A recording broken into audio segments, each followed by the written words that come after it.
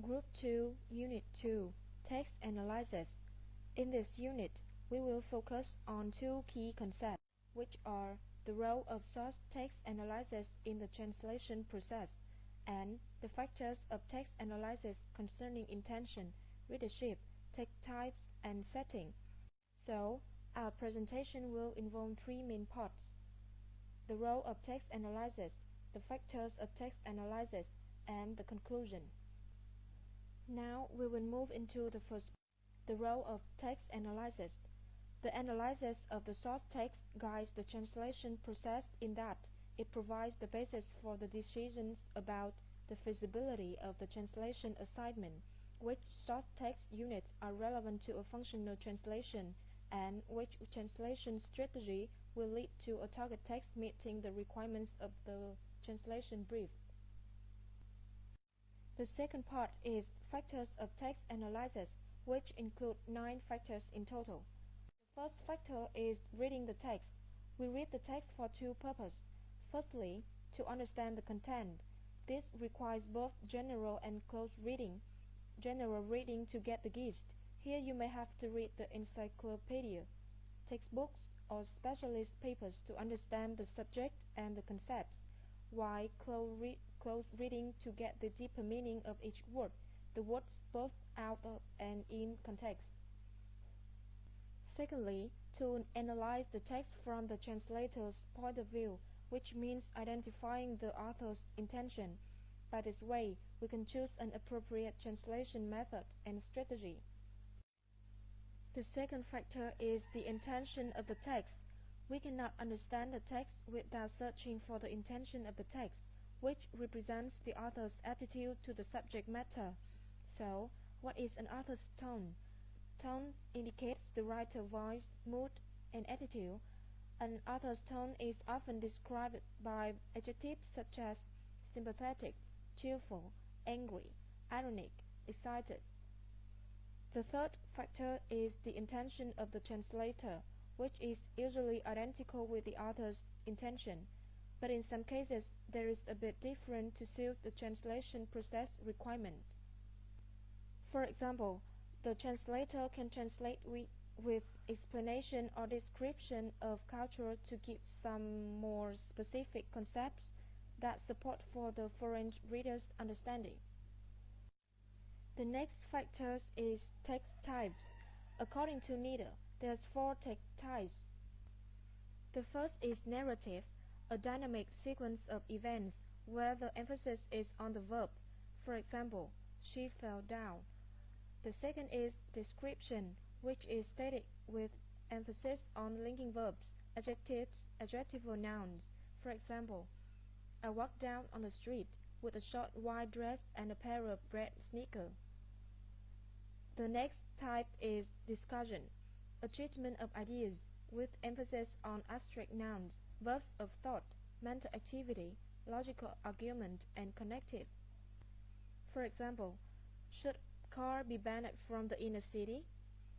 And the last type is dialogue, with emphasis on the colloquialism and emphatism.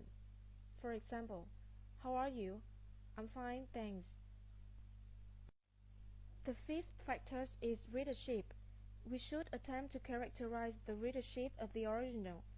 We may try to assess the level of education, the class, the age, and sex. There are 3 typical types of readership: experts, educated laymen, and the uninformed. The average text for translations tend to be for an educated, middle-class readership in an informal, not colloquial style. The sixth factor is stylistic scales. There are 3 scales involving the scales of formality, the scale of generality or difficulty, and the scales of emotional tone. There's about 8 types of the scale of formality. The first is officialist. For example, the consumption of any nutriment is categorically prohibited in this establishment. The next is official. For example, the consumption of nutriment is prohibited. Formal. You are requested not to consume food in this establishment. Neutral. Eating is not allowed here. Informal. Please don't eat here. Colloquial. You can't fit your face here. Slang. Lay off the notch. Taboo. Lay off the fucking notch. Similarly, there's about 6 types of generality or difficulty. The first is simple.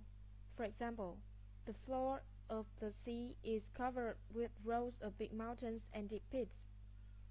Popular. For example, the floor of the oceans is covered with great mountain chains and deep chains. Neutral. A graveyard of animal and plant remains lies buried in the earth crushed. Educated.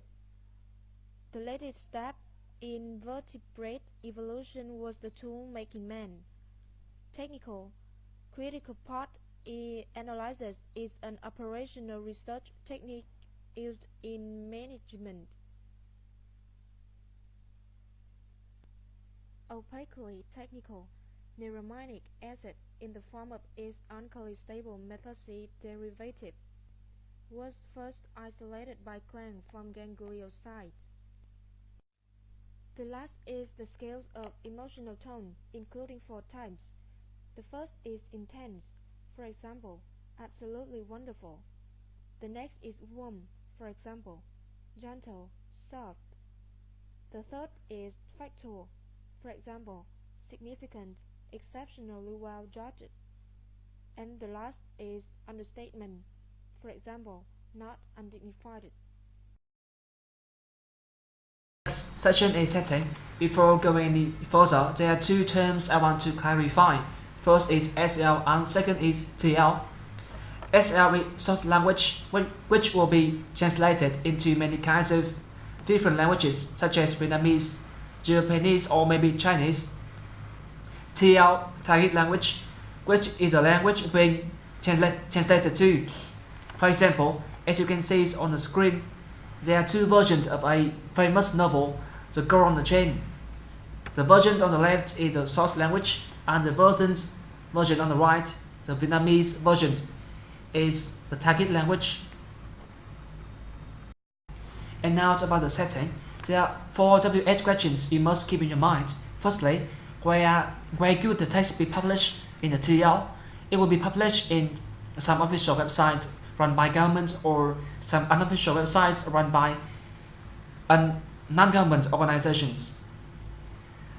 Secondly, you need to consider what is the TL equivalent of the SL, such as periodical, newspaper, textbook, or journal.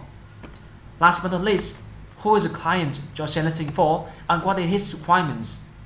If he is a writer who just writes academic books for some kind of specific readers, or is he a author or writers who only writes books and novels for kids and teenagers. The last 2 sessions, you need to know about text analysis and the quality of the writing, and the last reading, you have to consider the quality of the writing and also the authority of the text, 2 critical factors in the choice of translation method. The quality of the writing has to be judged in relation to the author intentions, or maybe the requirements of the subject matter. In other words, is the text well or poor written? Furthermore, if there's any modifications edited. So, for example, as you can see on the screen, there are terms and words which are barely easy to translate into English, such as cái này hay đào đi, or thằng kia toàn nói chuyện nhà chuyện kê, nói chuyện tào lao, and ngã sấp mặt, ngã chồng cành. The last part is the last reading. You should note the cultural aspect of the source language. Also, you should underline all metaphors, cultural words, or words which are untranslatable. So, to conclude our presentation, we have a table which includes keywords about every single part we just present. So, first, the role of the text analyst is to guide translation process. There are 9 factors of text analysis. First, reading the text is to understand content and also analyze text from translator point of view. Second, the intention of the text is author 82. Third, the intention of the translator is a bit different in some cases. Fourth, text type, there are 4 types: narrative, descriptions, discussion, and dialogue. Fifth, readership, there are three typical type: expert, educated, layman, the uninformed, and you also need to focus on middle class. Sixth, stylistic scale, there are 3 scales: formality, generality, difficulties, and also emotional tone.